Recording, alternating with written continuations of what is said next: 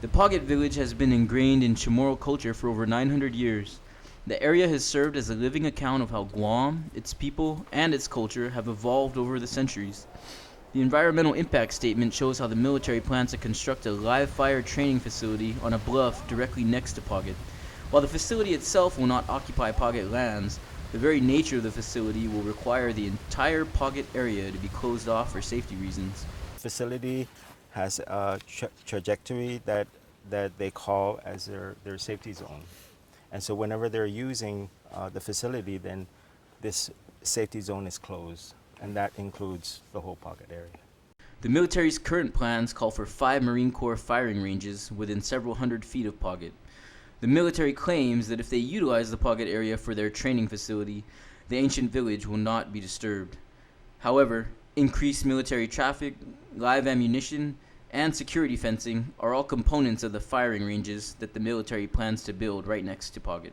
The military is still going out in public and saying there really is no impact. We're not going to build a Pagat. And so people are convinced that that's the case. But if we look at the impact that it's going to have, with the fence and with the safety zone, then people are going to believe that much more than what the military is saying.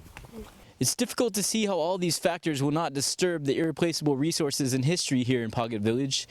Despite numerous EIS drafts and reports from the military, none of them are very specific about their plans for Pagat. Plans actually show a very cartoonish,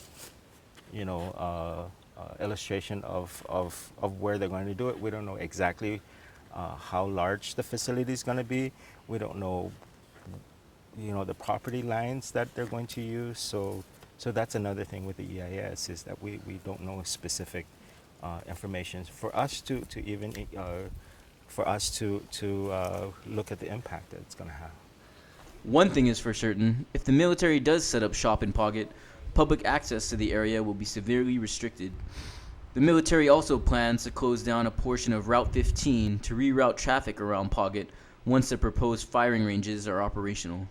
Despite the limited amount of information about the military's plans for Pagat, many local residents feel that the land should be protected. Yeah, I'm in agreement that the military's got enough property and they need to make it work on what they've already got on the island and leave the rest for the locals. With the limited number of historic sites on island, it is vital that Pagat is protected in order to preserve the history and culture within the area. Keeping it local for Guam News Watch, I'm Chris Pinko.